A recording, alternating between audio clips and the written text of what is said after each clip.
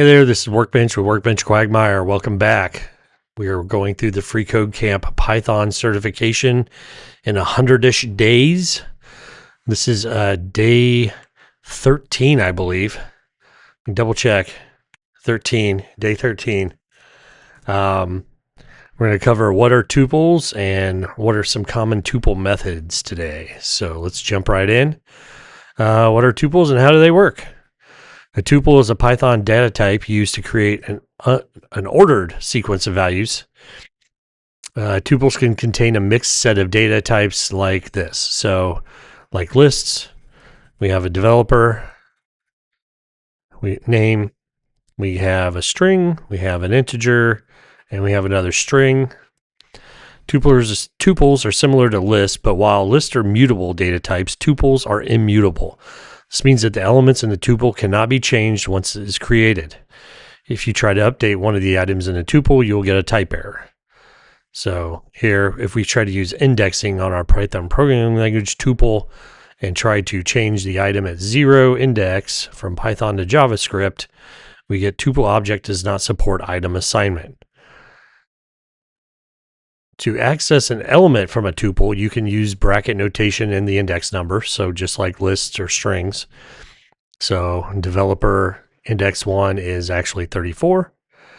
If you need to access elements starting from the end of the tuple, you can use negative indexing, just like lists and strings. So -2 gives us 4. If you try to pass an index number that exceeds or equals the length of the tuple, then you will receive an index error like this. So we're looking for the 7th item. It doesn't exist. So list index out of range. Another way to create a tuple is by using the tuple constructor.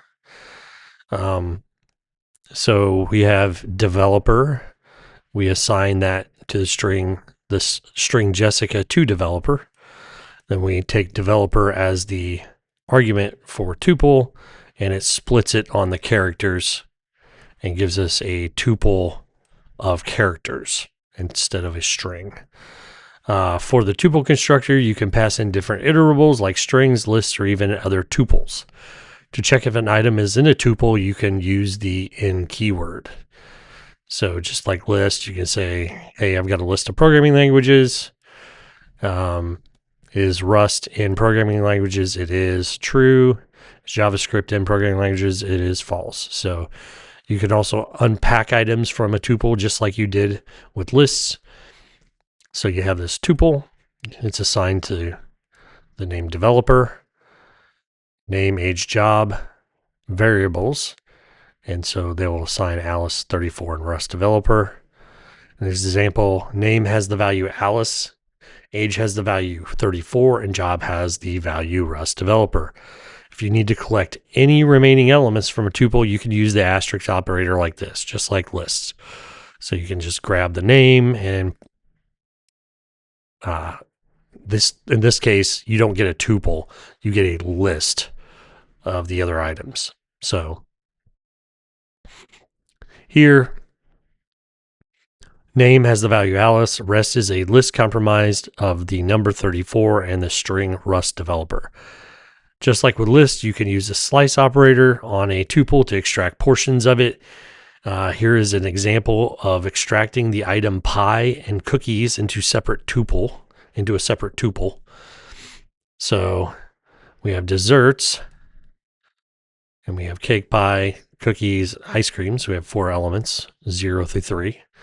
And we want desserts. We just want the first through second index because third is not inclusive. So we'll just get pie and cookies. Remember, the first number represents the starting index for extraction, while the second number represents the ending index. But note that the item in the ending index is not included in the extracted tuple. If you need to remove an item from a tuple, that isn't possible because tuples are immutable. So in this example, will produce an error. So if you try to use the delete keyword to develop the item at the index 1, which is 23, you'll get a type error that says tuple object does not support item deletion. So when might you use a tuple over a list? If you need a dynamic collection of elements, you can add, remove, and update items or elements, then you should use a list. If you know that you are working with a fixed or immutable collection of data, then you should use a tuple. In the next lesson, we will take a look at some common methods you will use when working with tuples. So, to our questions. What is the output to the console? We have a list developer that has a string, Alice, a number, 34, and Rust developer. And we want to print developer 1. So 0, 1. It's Rust developer? No, that's at the 2. Index error? No, 1's within there. It's 34. Yes. Alice, no. What is the result of the following code? So we have a list of, or a tuple of desserts, not a list of desserts, a tuple of desserts. And so we're going to get pie and cookies again. This is the same as our other example because 3 is not inclusive. So pie and cookies. What will be the result of the following code? Delete developer 1. Well, you're going to get a type error because you cannot delete items from a tuple. Da-da-da. All right. Now let's look at methods for tuples. In the previous lesson, you learned how to work with the tuple data type. In this lesson, you'll learn about some common methods you'll use when working with tuples. The first method we cover is count. This method is used to determine how many items and how many times an item appears in a tuple. Here's an example of checking how many times the string Rust appears in a tuple named programming languages. So we have the programming languages tuple, has Rust, Java, Python, C++, and Rust again. So programming languages .count, that's how we access the methods of a type, is .count, Rust, and it'll return 2. Since Rust appears twice in the tuple, count method returns the number 2. And if the specified items in the count function is not present at all in the tuple, then the return value is 0. So in this case, we're looking for JavaScript in the same list. It is not present, so we would get a return value of 0. If no argument is passed into the count function, Python raises a type error. So we have our same tuple, programming languages .count.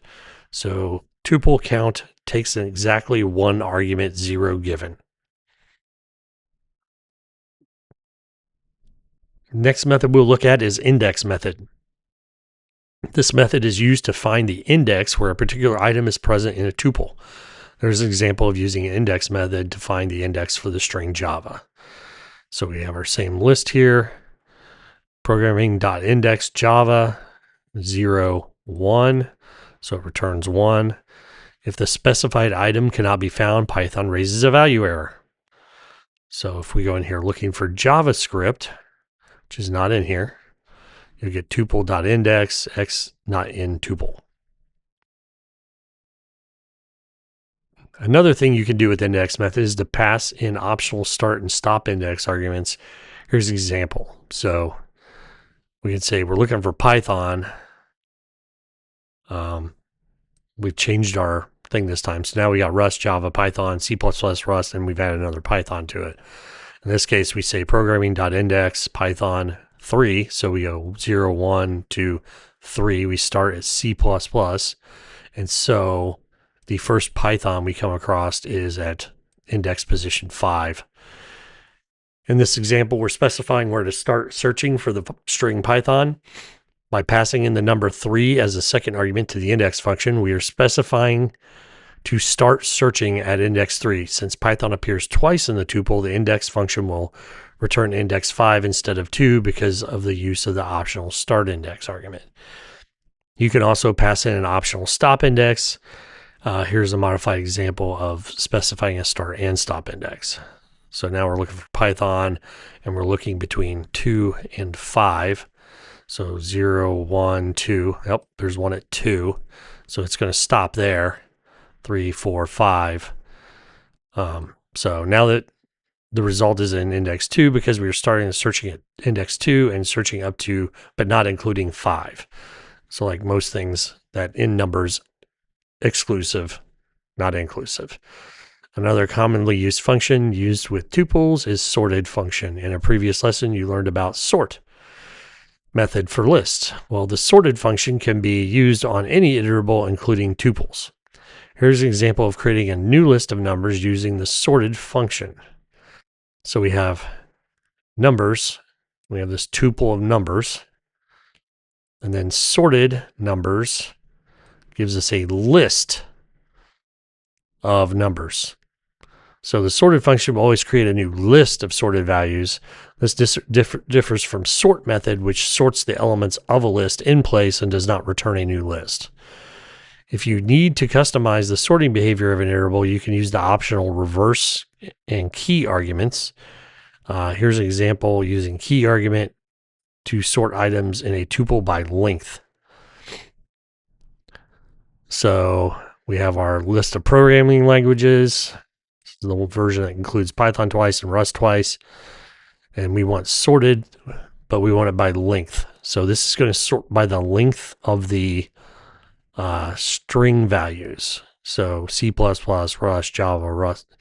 So it puts these in the same order, and then Rust, Python, Python. So if you want a new list of values in reverse order, then you can use the reverse argument like this. So same list, print sorted programming languages, reverse equals true. And so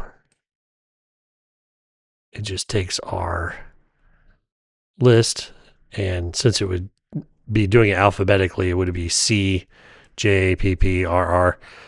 But we've used the reverse equals true here, so it's flipped it around.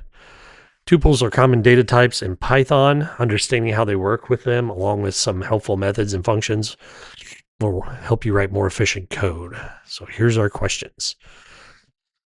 What will the following code return? Count Rust. 1, 2. 2, 1. Nope, it's in there twice. 0, 3. It's 2. What will be the result of the following code? So we got our list of our programming languages, index JavaScript. It's going to give us an error. I believe it's going to give us a value error because the value is not going to be found. It's going to be syntax or range error. It might be an index error, but I think it's a value error from what I remember. Which of the following functions is used to return a new list of sorted results from an iterable? It's not sorts, not sorting. We didn't talk about sort. It's sorted. Boom. Done. So next time, loops. In our 100-ish days of free code camp Python certification, we'll do loops. So until then, see ya.